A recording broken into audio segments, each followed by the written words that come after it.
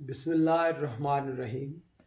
आज 13 अप्रैल है और सोमवार का दिन। मैं हूं चौधरी इजाज़। सबसे पहले तो ओवरसीज़ पाकिस्तानियों के लिए खुशखबरी ये है कि जो ख़त मैंने लिखा था तो फ़ॉरेन ऑफिस ने रब्ता किया है और उन्होंने ये स्पेन के अंदर जो एम्बेसी है, पाकिस्तान एम्बेसी, उसको डायरेक्शन भी मिल गई हैं कि अगर, लेकिन प्रॉब्लम ये हो रहा है ना जी कि फ़्लाइट नहीं आ रही। तो अगर कार्गो कोई फ़्लाइट होगी तो उसमें जो डेड बॉडी है या जो भी ये मामला, बहरहाल गवर्नमेंट ऑफ पाकिस्तान जो पॉसिबल वे है उसकी इजाज़त मिल गई है। अब ये नहीं है कि कोई किसी पॉलिसी के तहत, पहले तो ये था ना जी कि जो भी किसी की कोई वफात होती थी तो उसको कोरोना के खाते में डाल दिया जाता था और वो मतलब बड़ी उसकी प्रॉब्लम हो जाती थी। अब वो क्लियर हो गया है और इंशाअल्लाह ताला ये जो ओवरसीज़ पाकिस्तानियों का, सब हमारे भाई हैं, हमारा ख़ानदान है, तो जिनका मुतालबा था वो पूरा हो गया है। आज मैंने आपके साथ शेयर करना चाहता हूँ कि जैसे मैंने बताया था कि हमारा जो चैनल है कि होना क्या चाहिए। देखिए ना, वैसे भी एक पार्लियामेंटेरियन की मेरे लिए बड़ी इज़्ज़त की बात है कि आपने मुझे आज़ाद हसीयत से एमएनए बनाया। तो जिस तरह मैंने नुमाइंदगी की और आज तक जिस तरह आवाम की खिदमत का सफ़र जारी है, तो मैं चाहता हूँ कि अब आपकी राय को शामिल किया जाए कि होना क्या चाहिए। गवर्नमेंट को तजावीज़ दी जाए कि हाँ जी, इस मसले को ये होना चाहिए, और यही जमहूरियत होती है।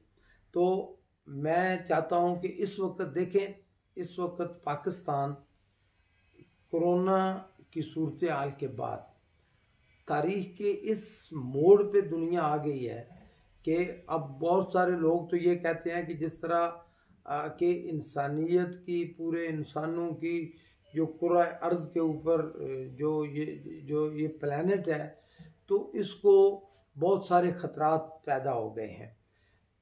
लेकिन कुछ शख्सियतें तारीख़ में ख़ास टाइम के लिए ज़ौर पज़ीर होती हैं।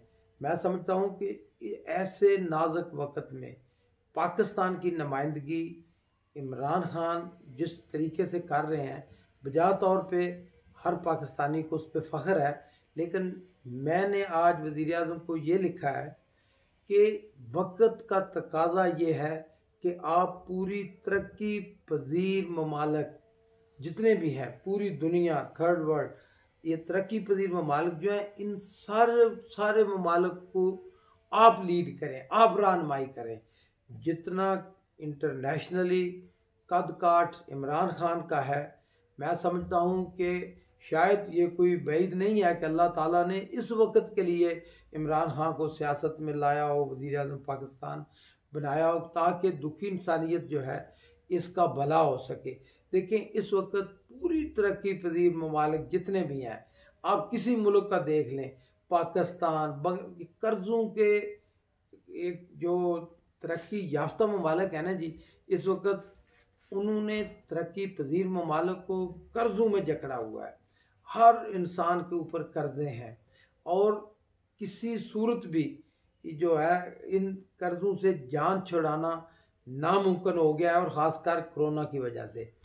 तो मैंने वज़ीर आज़म को ये लिखा है कि आप ये मुतालबा करें कि तरक्की याफ्ता ममालिक जो हैं, इन्होंने पहले ही दुनिया को बहुत लूटा है, बहुत इन्होंने फ़ायदे उठाए हैं, और बेसिकली ये तमाम इंसानों की ये मुश्तरका दौलत है।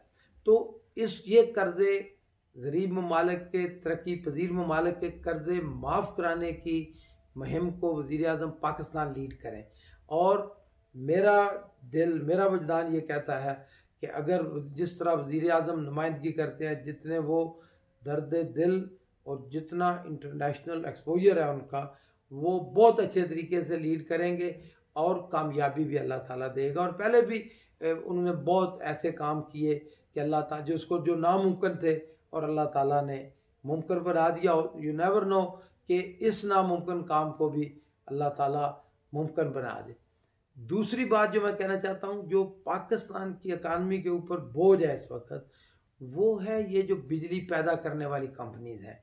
अच्छा, इसका बैकग्राउंड ये है, मैं कोई सियासी बात नहीं कर रहा, मैं दिल की बात और ईमानदारी से जो मैं सही समझता हूँ वो कह रहा हूँ कि देखें, ये बेनज़ीर और आसिफ जरदारी साहब ने 94 में गालबन ये एक नया एक काम शुरू किया, जिनको सो कॉल्ड बिजली के कारखाने का नाम दिया गया, IPP या पावर प्रोड्यूसर, जो भी आप कह लें। लेकिन अगर सादा अल्फाज में इसकी तशरीह ये है कि जिस तरह हम घर में एक जनरेटर रखते हैं ना जी, कि इन्होंने बड़े बड़े जनरेटर लिया बाहर से मंगवा के और इन्वेस्टर, वो इन्वेस्टर, मैं उनको नहीं कुछ कहना चाहता, कारोबारी जो भी है, ताकि सब्जेक्ट से हट ना जाऊं, ये समझे बड़े बड़े जनरेटर मुल्क के अंदर लगा दिए। क्या क्या था इसका कि जी इससे बिजली खरीदें, कोई डैम नहीं बनाए, कुछ नहीं हुआ। तो फिर नवाज शरीफ ने भी वही काम किया, वही जो है डीजल से, पेट्रोल से या LNG से, इससे बिजली पैदा करते रहे, जो कोई भी पाकिस्तान जैसा मुल्क अफोर्ड कर ही नहीं सकता। अब जितनी महंगी बिजली है पाकिस्तान के अंदर, कोई कारखाना, कोई कारोबार चल ही नहीं सकता। देखिए, कारोबार ये होता है कि आपने इंटरनेशनली compete करना है, कि जिस चीज़ की कीमत फ़र्ज़ किया इटली में ज़्यादा है, चाइना में ज़्यादा है, तो पाकिस्तान में सस्ती होगी तभी हम बेच सकेंगे ना उधर, या अमेरिका में कीमत ज़्यादा हो। लेकिन अगर उधर चीज़ें सस्ती होगी, पाकिस्तान की जो कास्ट ऑफ प्रोडक्शन महंगी होगी, तो किस तरह आप एक्सपोर्ट कर सकेंगे? अगर आप एक्सपोर्ट नहीं करेंगे तो मुल्क की इकानमी ठीक नहीं होगी। बड़ा सिंपल सा फार्मूला है। तो मेरा ये मशवरा है, वैसे मैं शुरू में, मैं तो ओपन इकानमी का हामी हूँ। मैं तो ये कहता हूँ कि गवर्नमेंट कोई कारोबार ना करे, सारा कारोबार प्राइवेट लोगों को करना चाहिए। लेकिन वक्त का ये तकाजा है कि इनके साथ रीनेगोशिएट किया जाए। और अगर ये इन लोगों ने इतना लूट चुके हैं पाकिस्तान को, इतने महंगे बिल, इतना पाकिस्तानी कौम का सही मायनों में ये खून जो है ना, ये निचोड़ चुके हैं। ये कंपनीज जो है, इन्होंने इतना प्रॉफिट कमा चुके हैं ये, कि अगर मैं तफसील तो अगर बतानी शुरू करूं तो लंबी हो जाएगी बात। मुख्तसरन ये है कि मैं ये क्या, बल्कि आप राय दें, मैं आपसे मशवरा कर रहा हूँ। मैंने तो ये लिखा है वज़ीर आज़म को, क्या आप इससे इत्तफाक करते हैं? अगर आप इत्तफाक करते हैं तो ज़रूर राय दें, और इस चैनल में लाइक करें, राय दें। और मैंने तो इसका प्रोग्राम का नाम ही ये रखा है कि होना क्या चाहिए। तो हम चाहते हैं कि ये होना चाहिए कि इनको अगर ये ना माने तो नेशनलाइज कर लिए जाए ये कारखाने जो है, और फिर गवर्नमेंट अपने पास ना रखे, पब्लिक कर दिए जाए। पब्लिक ये होता है कि लाखों करोड़ों शेयर होल्डर हों। जैसे उसकी आसान तरीन या सादा तरीन मिसाल ये है, जैसे टोयोटा कंपनी है, तो उसका कोई एक मालिक नहीं है, लाखों करोड़ों शेयर होल्डर हैं, उसके मालिक हैं। यही हाल सिटी बैंक का है, यही हाल जनरल इलेक्ट्रिक का है, यही हाल मर्सिडीज़ का है, यही हाल BMW का है। अगर दुनिया के अंदर जितनी बड़ी बड़ी कंपनीज हैं, वो किसी एक बंदे की मलकियत नहीं होती, वो पब्लिक की मलकियत होती हैं। ये सिर्फ पाकिस्तान ऐसा मुल्क है कि जहाँ अभी तक सेठ की दुकान का कल्चर है।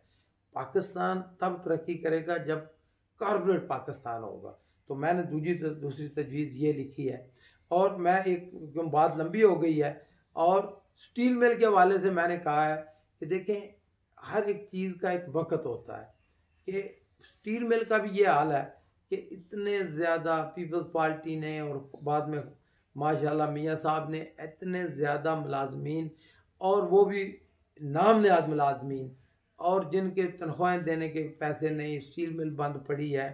तो उसका एक ही हल है कि स्टील जो है, ये स्टील मिल पाकिस्तान आर्मी के हवाले कर दी जाए। पाकिस्तान आर्मी का जो अदारा है AWT, वो जो बैंक चला रहे हैं, बहुत अच्छा काम कर रहे हैं, जो और दूसरे कारोबार चला रहे हैं, 1 रुपये में पाकिस्तान आर्मी को बेच दें। तो आर्मी भी हमारी है, मुल्क भी हमारा है। तो स्टील मिल का ये खसारा ये भी ख़त्म हो जाएगा। तो इंशाल्लाह ये हमारा प्रोग्राम जारी रहेगा। मंडी बहाउद्दीन के हवाले से ये खबर है कि हमारा जो सफ़र है, फिर जो खिदमत हम आवाम की कर रहे हैं, आप खुद देखें कि इस वक्त जब दुनिया कोरोना के डर से क्वारंटीन में पड़ी हुई है, आइसोलेशन में पड़ी हुई है। अल्लाह ताला के फजल करम से हाजी पब्लिक सेक्रेटेरिएट इस्लामाबाद, हाजी पब्लिक सेक्रेटेरिएट मंडी बहाउद्दीन में मुसलसल काम जारी है। जो कुछ हम अपनी मिसाज के मुताबिक कर सकते हैं हम कर रहे हैं। आपसे आखिरी बात मैं जो हमेशा मैं कहता हूँ, कोई भी काम हो आपका, आप बिल्कुल मुझसे रब्ता करें। इंशाअल्लाह ताला जो कुछ हम कर सकते हैं, और आपको पता है कि ना पहले मैंने कभी मायूस किया है और ना ही आइंदा आपको मायूसी होगी। Thank you so much. और मैं आपको ये भी कहना चाहूँगा कि आप राय ज़रूर दें, जो है ना राय अपनी इसके अंदर कि और क्या होना चाहिए, तजावीज़ होनी चाहिए कि क्या तजावीज़ हो सकती हैं। बहुत मेहरबानी, शुक्रिया।